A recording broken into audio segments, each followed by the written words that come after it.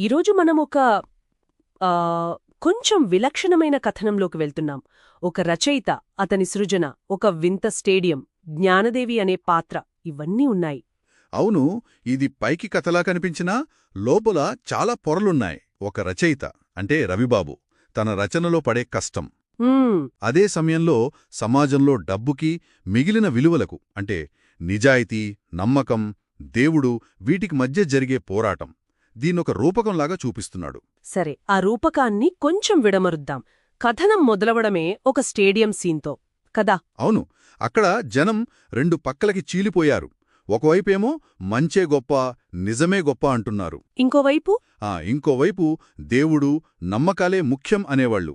పెద్ద వాగ్వాదమనమాట. ఇంతలో ఆ డబ్బు కట్టల మనిషొచ్చాడు. ఒంటి నిండా డబ్బు కట్టలతో.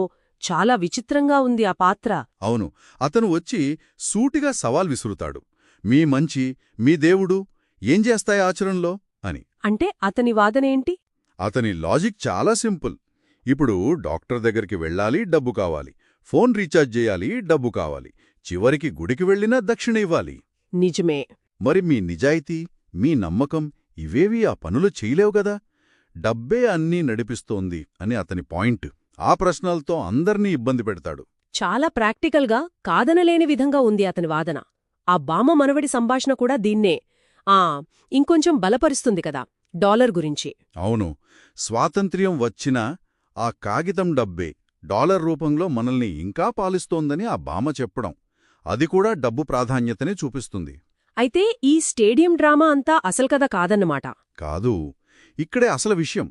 ఇదంతా రవిబాబు అనే రచయిత సృష్టి. అతనొక పుస్తకం రాస్తున్నాడు. ఓ.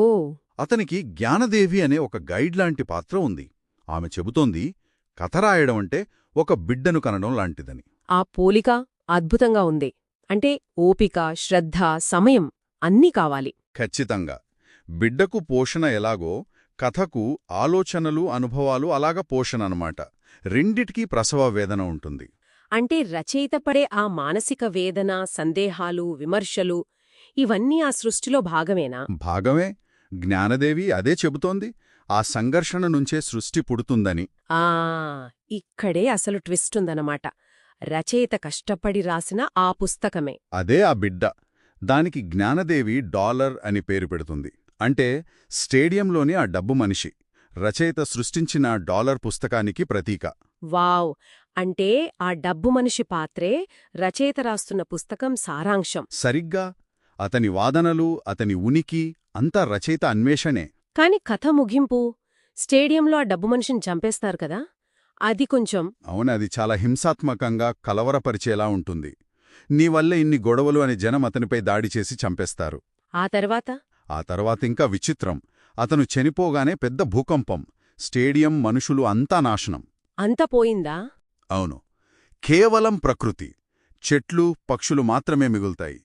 కథ అక్కడితో ఆగి రచయిత రవిబాబు నిద్రలోకి జారుకుంటాడు. అంటే డబ్బు పోతే మనుషులు కూడా పోతారా?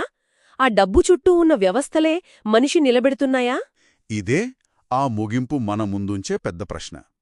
డబ్బును తీసేస్తే అంతా బావుంటుందా? లేక డబ్బుతో పాటే ఆ వ్యవస్థపై ఆధారపడ్డ మనిషి కూడా అంతరించిపోతాడా? కాబట్టి ఈ విశ్లేషణలో మనం చూసింది డబ్బుకున్న శక్తి, దాని ప్రభావం, నైతికతతో దానికున్న సంఘర్షణ. వీటన్నింటినీ ఒక రచయిత తన సృజనాత్మక ప్రయాణం ద్వారా ఎలా చూపిస్తున్నాడో. అవును, కథనం డబ్బును పూర్తిగా వ్యతిరేకిస్తుందా లేక దాని అనివార్యతను ఒప్పుకుంటుందా అనేది చెప్పడం కష్టం. ముగింపు చాలా ఆలోచింపజేస్తుంది. నిజమే. డబ్బును నాశనం చేస్తే సమస్యలు పోతాయా లేక మనుషులే ఉండరా? బహుశా సమస్య డబ్బులో కాదేమో, దాన్ని ఉపయోగించే మనలోనే ఉందేమో అని రచయిత సూచిస్తున్నాడా? ఈ ప్రశ్నలతోనే కథనం ముగుస్తోంది. మనల్ని కూడా ఆలోచనలో పడేస్తుంది. ఇది నిజంగా ఆలోచించాల్సిన పాయింట్. డబ్బు లేని ప్రపంచం ప్రకృతిలా ఉంటుందా లేక అసలు మనుషులే లేని ప్రపంచమవుతుందా? ఇదేనేమో ఈ